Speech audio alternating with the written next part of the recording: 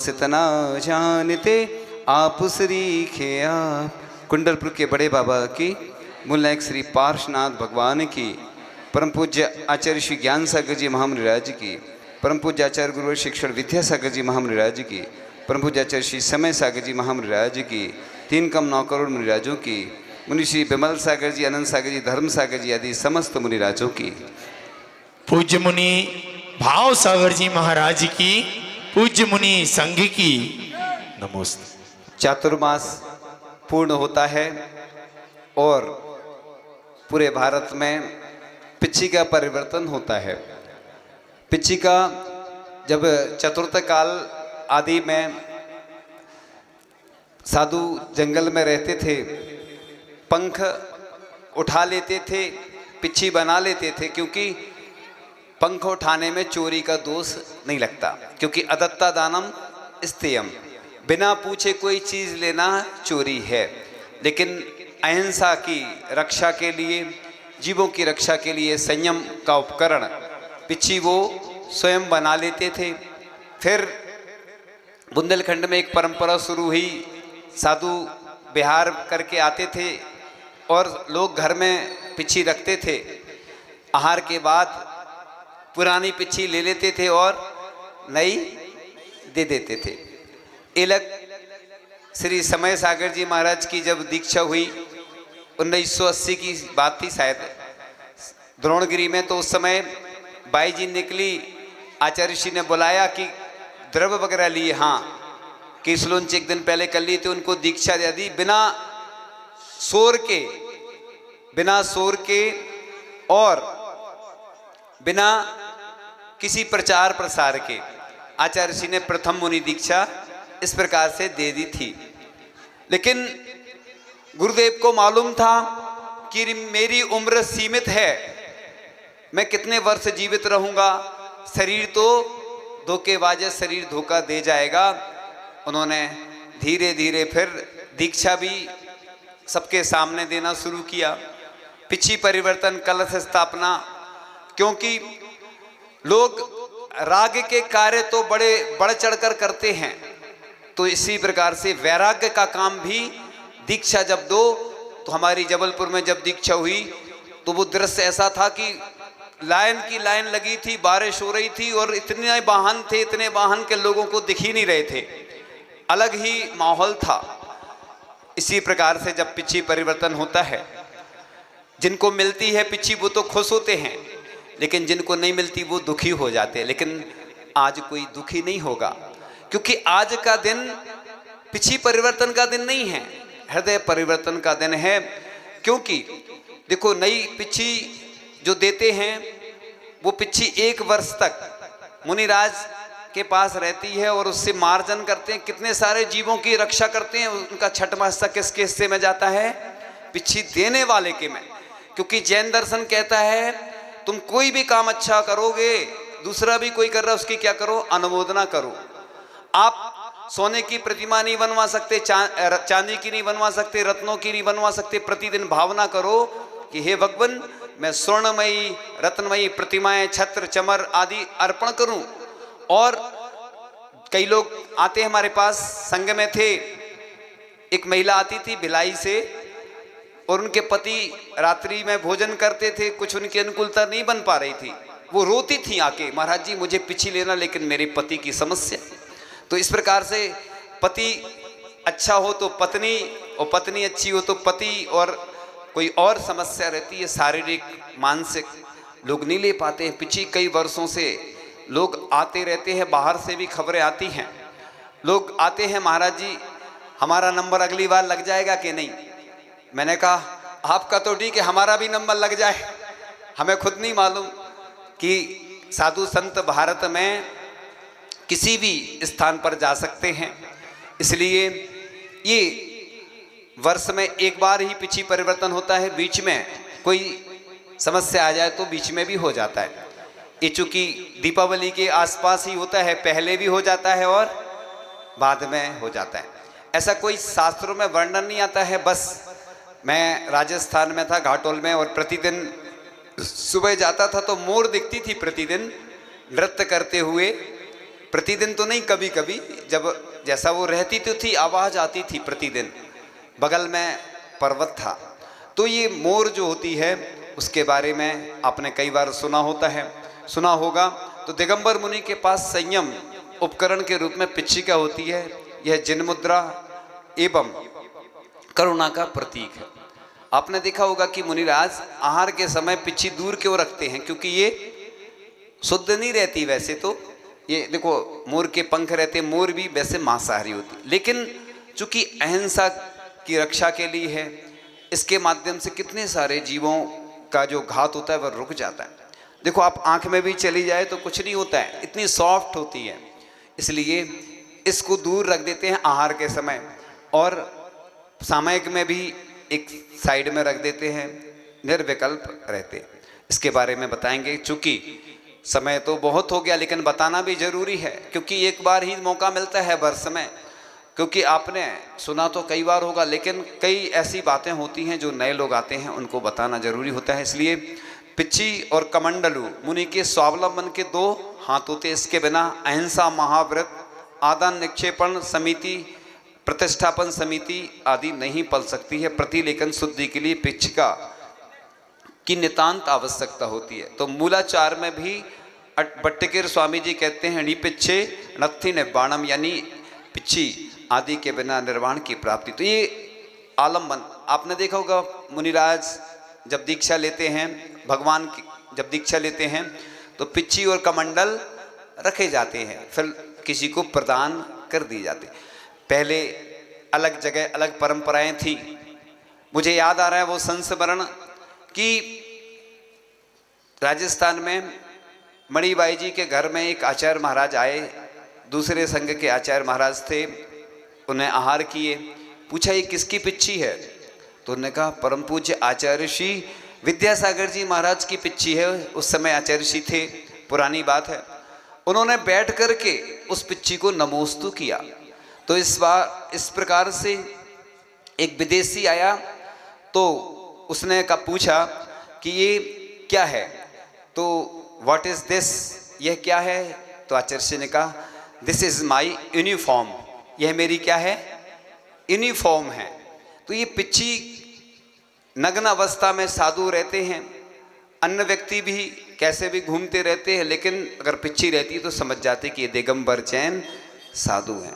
तो 5-7 हाथ से ज़्यादा नहीं चलते हैं, इसलिए सिर्फ आहार के समय ही छोड़ते हैं, अन्य समय छोड़ते हैं। बाकी हमेशा वो रात में भी अगर हम लोग जब विहार करते हैं, चलते हैं ना, जैसे कहीं जाते हैं रात में चलना पड़ता है तो पिच्छी लगा के ही चलते हैं। आचार्य श्री लगभग 12 घंटे एक ही पाटे पर शयन करते थे और उठते नहीं थे। कभी कोई समस्या हुई या कभी किसी बाधा के कारण उठना पड़ा। मुझे याद आ रहा है कि विहार कर रहे थे हम मुनि अवस्था में ही, और आचार्य श्री एक खेत में पाटा लगा दिया और शयन कर रहे थे। हम लोग कमरे में शयन कर रहे थे, गर्मी लग रही थी, छत पे गए, बारिश होने लगी। आचार्य श्री तो वहीं बैठ गए, लोगों ने झोपड़ी जैसी बना दी और रात भर उसी में शयन करते रहे, उठे नहीं वो। एक बार तो एक आचार्य महाराज थे, शांति सागर जी महाराज, और पाटे पे सामयिक कर रहे थे।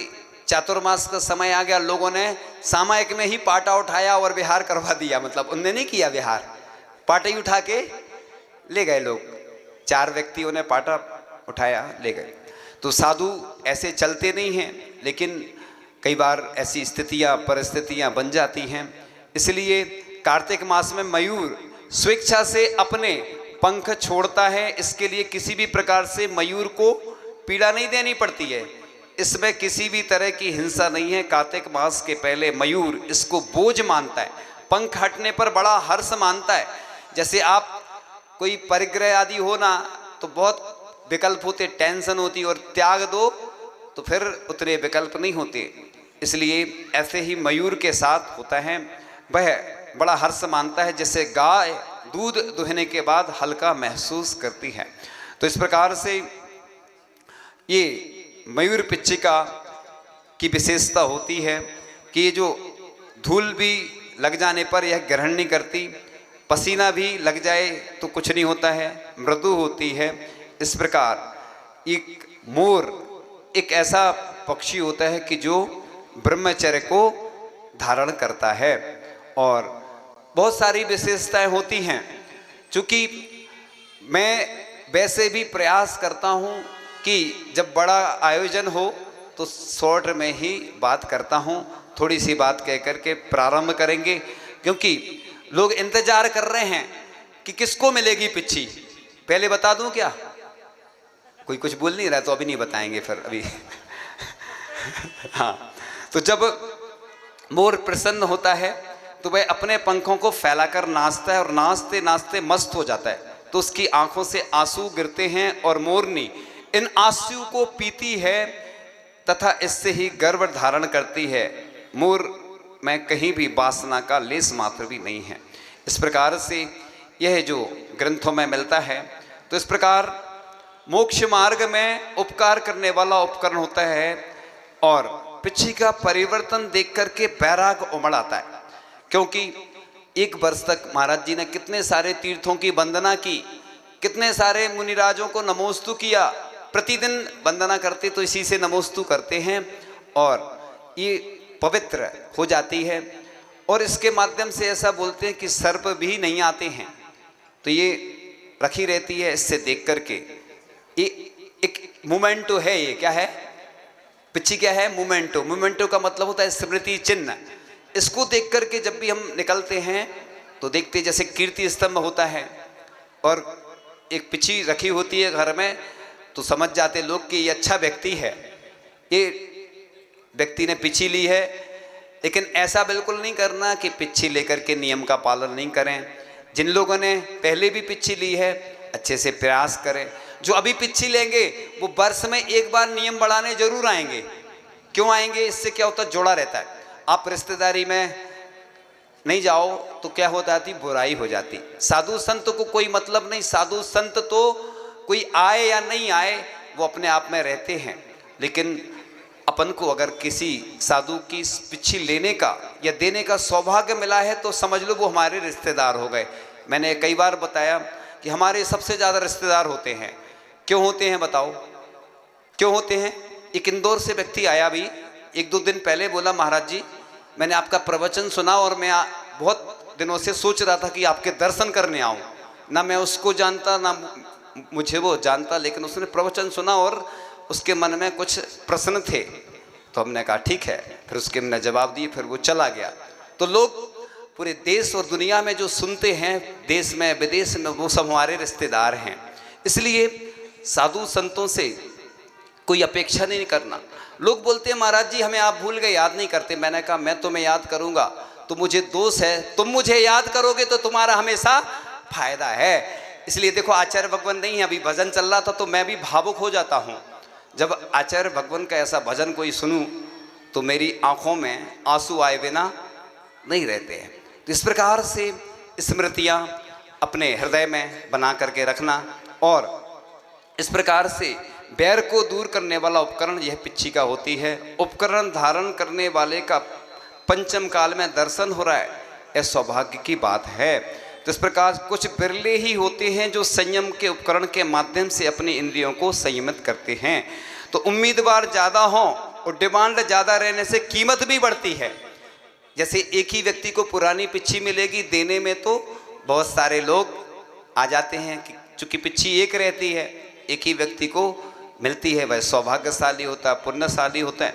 इसलिए तो बहुत दिनों के बाद अंत में यह होता है, कलश स्थापना से प्रारंभ होता है और पिच्ची का परिवर्तन पूरे देश में चल रहे हैं।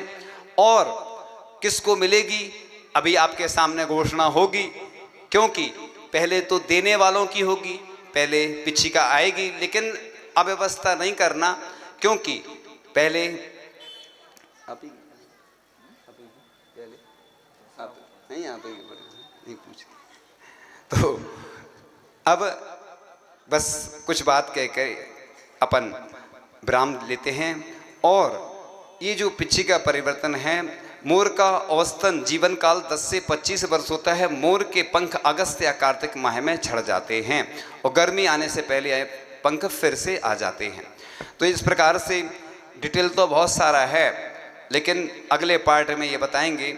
इस प्रकार से यह जो आयोजन होता है वैराग्य का महा आयोजन है।